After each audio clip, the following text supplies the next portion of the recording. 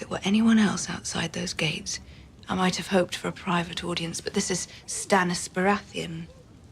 I'd have a better chance of seducing his horse. Have I shocked you, little dove? Tears aren't a woman's only weapon. The best one's between your legs. Learn how to use it. Drink. At the center of this stifling, fear-soaked refuge stand two queens, one reigning, one in waiting. Cersei Lannister, the proud, powerful queen regent, now reduced to a spectator, numbing her terror and rage with goblet after goblet of wine. And Sansa Stark, the captive northern princess, clinging desperately to the tattered remnants of her childhood dreams, seeking solace in prayer and the performance of courtly grace. To understand the depth of Cersei's cynicism and the impact of her words on Sansa, we must first appreciate the environment where this psychological duel takes place. As always, we need some context. Maegor's Holdfast is meant to be the safest place in the Red Keep, a fortress within a fortress. But tonight it feels more like a beautifully decorated tomb. The highborn ladies are gathered, dressed in their finery, attempting to maintain an air of normalcy, while the sounds of battle echo outside. Yet the fear is palpable. They are trapped, utterly dependent on the men fighting and perhaps dying just beyond the walls. Cersei Lannister, ostensibly their protector and hostess, embodies this tension. She is the queen regent, a woman who wields immense political power, yet here she is, confined, unable to influence the battle's outcome. Into this volatile mix steps Sansa Stark. Still a hostage, still clinging to the belief that courtesy and prayer are her best defenses, she tries to navigate the terrifying reality through the lens of the fairy tale worldview she learned from songs and stories. She believes in heroes, in divine mercy, and in the power of love. Concepts that are about to be systematically destroyed by the drunken, terrified queen. The interaction begins with Cersei summoning Sansa. Sansa? I was wondering where our little dove had flown. You look pale, child. Is your red flower still blooming? Yes. Fitting, isn't it? The men will bleed out there and you will bleed in here. Cersei immediately draws a stark, visceral parallel between the violence of the battlefield and the biological reality of womanhood. She reduces both war and menstruation to bleeding, stripping away any notion of glory or sanctity. She forces wine on Sansa, dismissing her polite refusal. Poor Lady Sansa some wine. I'm not thirsty, Your Grace. So, I didn't offer you water. This small act establishes Cersei's dominance and foreshadows the harsh lessons to come.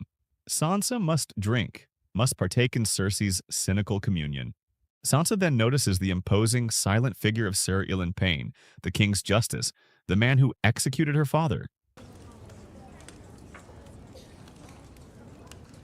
What's he doing here? Ser Ilyn. He's here to defend us. When the Axis smash down those doors, you may be glad to have him. But we have guards to defend us. Guards we have paid. Should the city fall, they'll be the first ones out of the doors. Cersei offers a flimsy, pragmatic explanation. Ilyn Payne is loyal muscle, while simultaneously undermining the very idea of loyalty, suggesting the paid guards will desert. This duality, and offering a surface reason while hinting at a darker truth, is classic Cersei. She then immediately demonstrates the real purpose of fear and governance. When a guard reports catching servants trying to flee, Cersei's order is swift and brutal. As the sounds of battle presumably intensify, Sansa instinctively turns to her faith, the bedrock of her fairy tale worldview. Sansa, come here, little dove.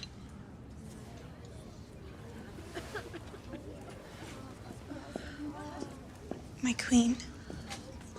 What are you doing? Praying. You're perfect, aren't you? Praying. What are you praying for? For the gods to have mercy on us all.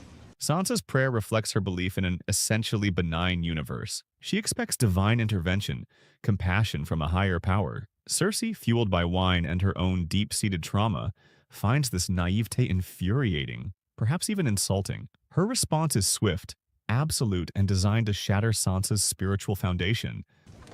Oh. On all of us. Yes, Your Grace. Even me. Of course, Your Grace. Even Joffrey. Joffrey is my... Oh, shut up, you little fool. Praying to the gods to have mercy on us all.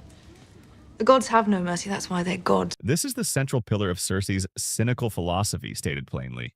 She immediately follows it by grounding this belief in her own childhood trauma, recounting the story of praying for her mother's return after her death. My father told me that when he caught me praying. My mother had just died, you see. I didn't really understand the concept of death, the finality of it.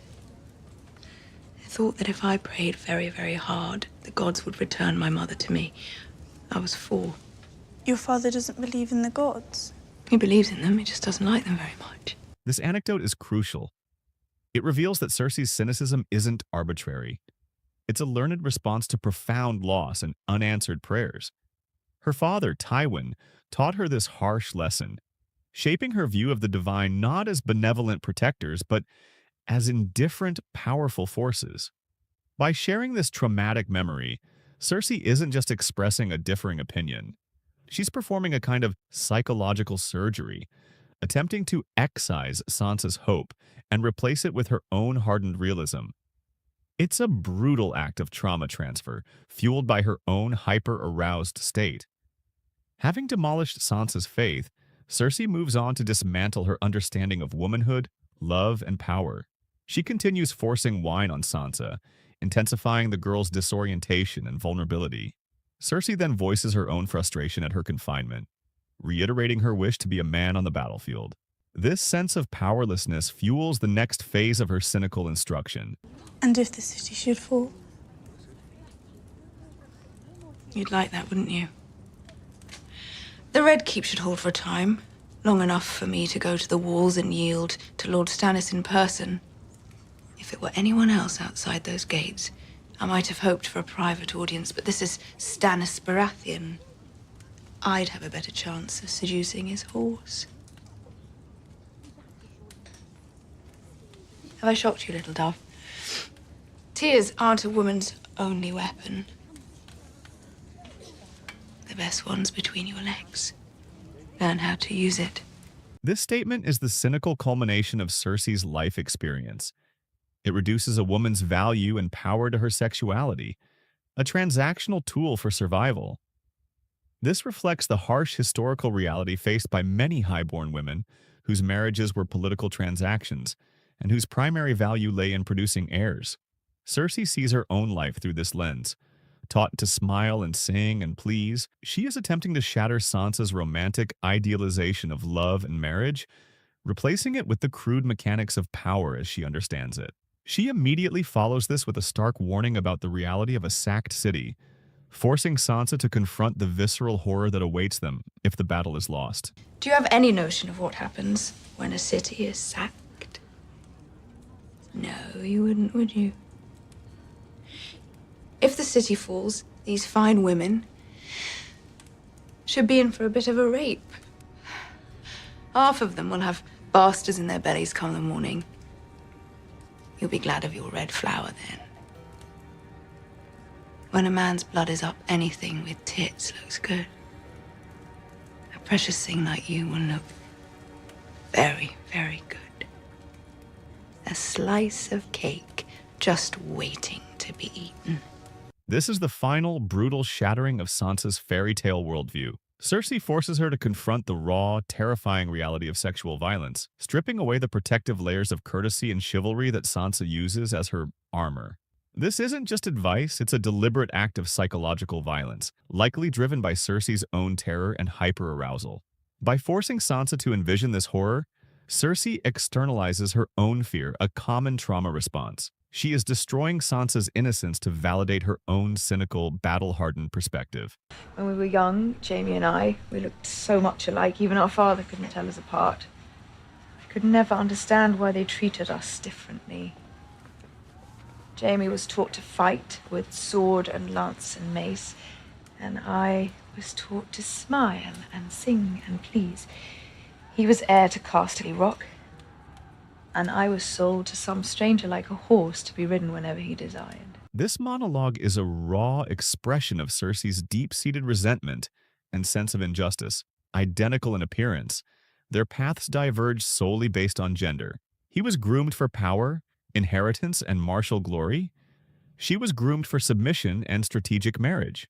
The phrase, sold to some stranger like a horse, is particularly brutal, conveying her feeling of being objectified, a mere commodity in the dynastic games played by men like her father.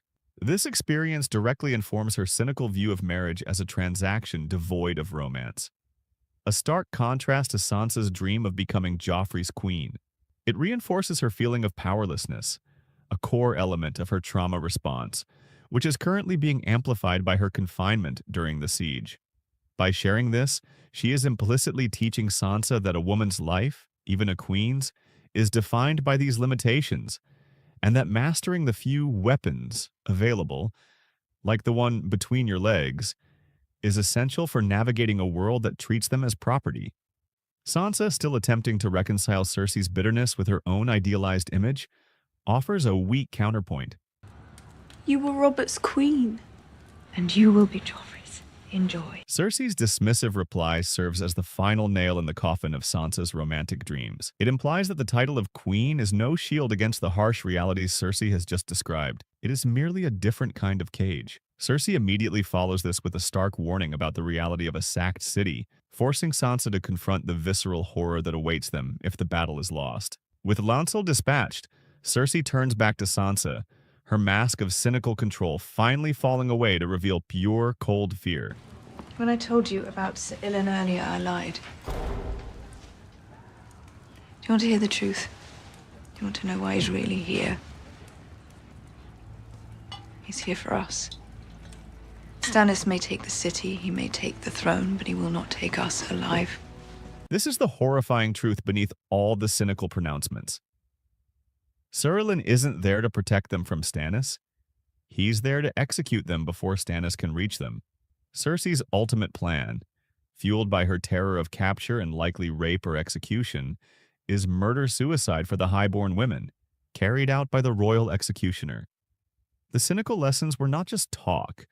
They were the prelude to a final, desperate act born of utter powerlessness. The scenes in Maegor's Holdfast are a harrowing psychological crucible. Cersei, stripped of her agency and drowning her fear in wine, becomes a conduit for brutal, trauma-informed wisdom. She weaponizes her own pain and cynicism to systematically dismantle Sansa Stark's naive worldview. She attacks Sansa's faith, revealing a universe devoid of divine mercy. She mocks her romantic ideals, reducing love to weakness and a woman's power to her sexuality. And finally, she forces her to confront the raw, terrifying reality of violence, rape, and death. Sansa enters the Holdfast clinging to courtesy and prayer as her armor. She leaves having been told that her only true weapon lies between her legs and that her only guaranteed protection is a swift execution before the enemy arrives. Cersei, in her traumatized state, believes she is arming Sansa for the real world, but in doing so, she shatters the girl's inner map, replacing the hope of the fairy tale with the cold, hard certainty of the nightmare. The little dove is being forcibly remade in the queen's own cynical, damaged image. The battle outside may determine who sits the Iron Throne, but the battle inside Maegor's Holdfast determines the death of innocence.